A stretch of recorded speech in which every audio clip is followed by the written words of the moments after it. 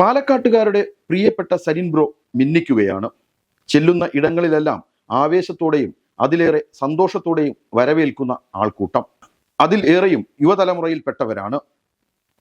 പാലക്കാടിന്റെ സമഗ്ര വികസനത്തിന് യുവസമൂഹത്തിന് വലിയ സംഭാവന ചെയ്യാൻ കഴിയുമെന്ന സരിന്റെ വാക്കുകളിൽ അത്രയേറെ വിശ്വാസമുണ്ടവർക്ക്. ഇതോടൊപ്പം പുതിയ പ്രചരണ രീതിക്കും സരിൻ തുടക്കമിട്ടു. പ്രൊഫഷണൽ മൈൻഡ് പ്രോഗ്രസീവ് പാലക്കാട് എന്ന ആശയമുയർത്തി പാലക്കാട് സംഘടിപ്പിച്ച പ്രൊഫഷണൽ മീറ്റിൽ മണ്ഡലത്തിന്റെ വിവിധ ഭാഗങ്ങളിൽ നിന്ന് നിരവധിയായ ചെറുപ്പക്കാരാണ് പങ്കെടുത്തത്. ഈ ചെറുപ്പക്കാരുടെ പങ്കാളിത്തം മാറ്റം കൊതിക്കുന്ന പാലക്കാടിന്റെ നേർക്കാഴ്ചയായി. വേറിട്ടതും അതേസമയം ഏറെ ശ്രദ്ധേയമായതുമായ പരിപാടിയായിരുന്നു പ്രൊഫഷണൽ മൈൻഡ് പ്രോഗ്രസീവ് മീറ്റ് എന്ന പ്രൊഫഷണൽ മീറ്റ്. എന്തൊക്കെയാണ് പാലക്കാടിന് വേണ്ടത്, യുവസമൂഹത്തിന്റെ ആവശ്യങ്ങൾ, ആധുനിക സാങ്കേതിക വിദ്യയെ എങ്ങനെ വികസനത്തിനായി പ്രയോജനപ്പെടുത്താം, സ്റ്റാർട്ടപ്പ് സംരംഭങ്ങളുടെ ഉന്നമനം എന്നിങ്ങനെ വിവിധങ്ങളായ കാഴ്ചപ്പാടുകൾ മീറ്റിൽ അവതരിപ്പിച്ചു.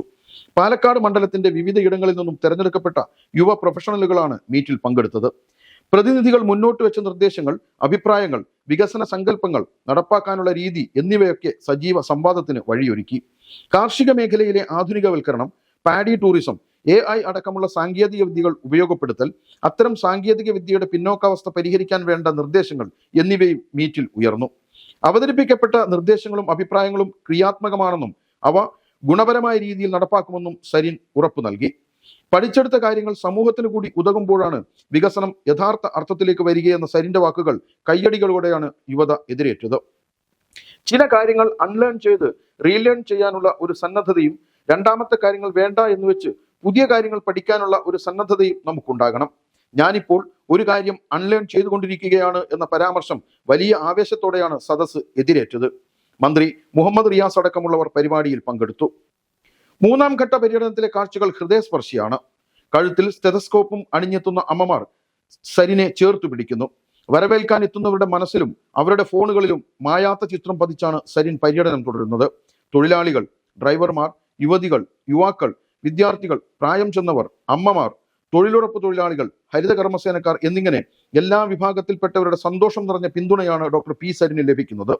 സൂപ്പർ 9 സ്റ്റെതസ്കോപ്പ്, ഡോക്ടർ സൂപ്പർ 9 എന്നിങ്ങനെ ആലേഖനം ചെയ്ത പ്ലക്കാർഡുകളുമായി കുട്ടികളും ഓടിക്കൂടുന്നു. നിങ്ങൾ റെഡിയല്ലേ, നമുക്ക് ഒരുമിച്ച് നിൽക്കാം പുതിയ പാലക്കാടിനായി എന്ന അഭ്യർത്ഥന വലിയ തരംഗമാണ് പാലക്കാട് മണ്ഡലത്തിൽ തീർക്കുന്നത്. മണ്ഡലത്തിൽ എവിടെയും സരിനുമായി സൗഹൃദമുള്ളവർ ഏറെയാണ്. പലരെയും പേരെടുത്തു വിളിക്കാൻ കഴിയുന്ന ആത്മബന്ധം. പരിചയപ്പെടുത്തലില്ലാതെ തന്നെ ഡോക്ടർ പി സരിൻ എളുപ്പം ജനഹൃദയങ്ങളിൽ കുടിയേറാനും ഇതൊരു കാരണമാണ്. സ്ഥാനാർത്ഥിയുടെ സ്വീകാര്യത പ്രവർത്തകരിലും ആത്മവിശ്വാസം ഇരട്ടിയാക്കിയിട്ടുണ്ട്. തെരഞ്ഞെടുപ്പ് പ്രചാരണ രംഗത്ത് LDF ഇപ്പോൾ ബഹുദൂരം മുന്നിലാണ്.